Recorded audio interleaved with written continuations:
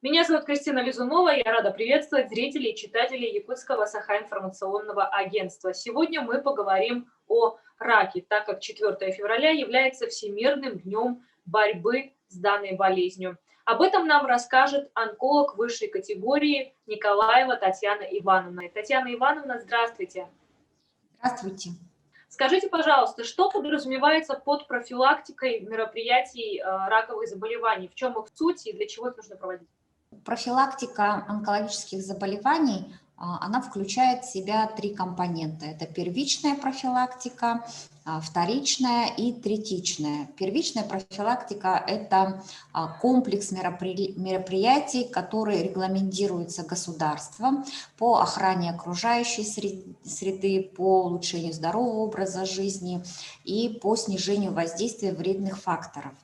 Вторичная профилактика – это выявление онкологических заболеваний на раннем стадии развития.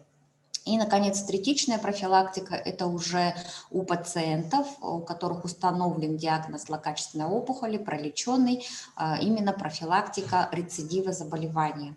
Но самое важное – это, конечно, первичная и вторичная профилактика рака. Скажите, пожалуйста, какие группы риска существуют? Кто наиболее подвержен этой болезни? На сегодняшний день вообще имеется очень много факторов риска для каждой локализации злокачественной опухоли. Известно, что злокачественная опухоль, она развивается в любом органе и в любой системе человеческого организма. И в зависимости от локализации у каждого заболевания есть определенный перечень факторов риска. Но самые известные и которые влияют, имеют значение при большом количестве заболеваний, это такие как табакокурение, потому что 70-90% факторов риска у пациентов, которые длительно и много курят, например, для развития рака легких, даже не только рака легких, а многих других органов, таких как рак шейки матки, рак кишечника, рак молочной железы, да? Это те факторы, которые на сегодняшний день имеют научно обоснованную, доказанную значимость. Следующие факторы – это ионизирующее излучение, то есть радиация. Она может вызвать такие заболевания, как рак крови, рак щитовидной железы. В последнее время отнесено ультрафиолетовое излучение, то есть солнечные инсоляции, да?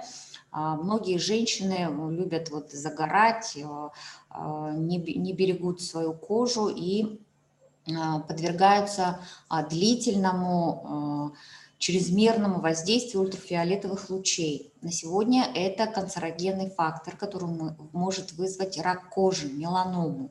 Это доказано. В том числе ультрафиолетовое излучение, которое получают женщины в соляриях. Это уже научно доказанный фактор. Далее открыты на сегодняшний день такие протективные факторы инфекционного характера. Это носительство вируса папилломы человека, который может вызвать рак шейки матки, да? Наличие бактерий хеликобактер при хроническом гастрите, они вызывают риск развития рака желудка и других органов желудочно-кишечного тракта. Также носительство вируса гепатита В. Длительный гепатит через десятки, 20 лет тоже может привести к развитию опухолевых образований в печени. Загрязнение окружающей среды – это касается в основном крупных городов, где высоко развита промышленность, где имеется выброс вредных химических веществ в окружающую среду, воздух, да? Также канцерогены, которые связаны с профессиональной деятельностью, то есть работники горнодобывающей промышленности, там, где они сталкиваются, например, с асбестом, вызывает рак легких, мезотелиому плевры, то есть заболевания верхних дыхательных путей. И, ну, среди других факторов это, конечно же, злоупотребление алкоголем, ожирение, неправильное питание, употребление, например, чрезмерное употребление красного мяса может вызвать рак кишечника, желудочно-кишечного тракта и малоподвижный образ жизни. Соответственно, активный образ жизни, хорошая физическая нагрузка, правильное питание, все это может значительно снизить риск возникновения. И я не сказала еще один последний, научно тоже доказанный, обоснованный, это наследственный фактор, то есть носительство определенных генов, которые отвечают за развитие рака. Ну, все вы знаете историю Анджелины Джоли, у которой имелась мутация определенного гена, который 95-98% мог вызвать рак молочной железы, в связи с чем она провела соответствующие профилактические мероприятия и заявила об этом всему миру. Татьяна Ивановна, скажите, пожалуйста, как часто нужно посещать врача и какого врача, чтобы все-таки вовремя успеть поймать, так скажем, эту болезнь? Ну, всегда нужно относиться ответственно к своему здоровью. Со стороны государства, здравоохранения проводится очень много мероприятий, особенно в последние года, которые направлены на снижение смертности от злокачественных новообразований, на раннее выявление онкологических заболеваний. Это диспансеризация населения, это профилактические осмотры, которые проводятся на работе, углубленные профилактические осмотры у работников, которые работают с вредными и опасными условиями, во вредных и опасных условиях труда. Чаще всего болеет население, конечно, старшей возрастной группы. Основную массу составляют это лица старше 40, 50, старше 60 лет. То есть, начиная с этого возраста, необходимо проходить обследование. Каждый человек знает свои слабые стороны, где есть хронические заболевания, допустим, хронический гастрит.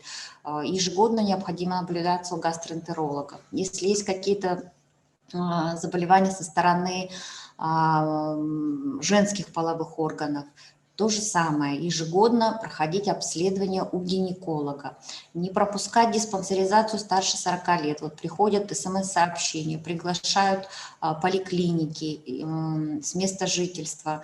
Очень часто люди откладывают на потом, все мы заняты, работаем и оставляем свое здоровье на потом до тех пор, как говорится, когда прижмет. А все эти мероприятия необходимо проводить вовремя. По-хорошему обследоваться один раз в год, хотя бы делать базовые обследования. Это обязательно флюорография, обязательно у женщин старше 40 лет маммография молочных желез, осмотр онколога. После 40 лет один раз в 2 года профилактическая маммография, ежегодная осмотр у врача-маммолога. Старше 50 лет это уже нужно делать ежегодно, проходить маммографию, ежегодно проходить клиническое обследование. Сдают онкомаркеры по программе диспансеризации на несколько видов рака. То есть по анализу крови можно уже заподозрить и выявить какую-то патологию. И также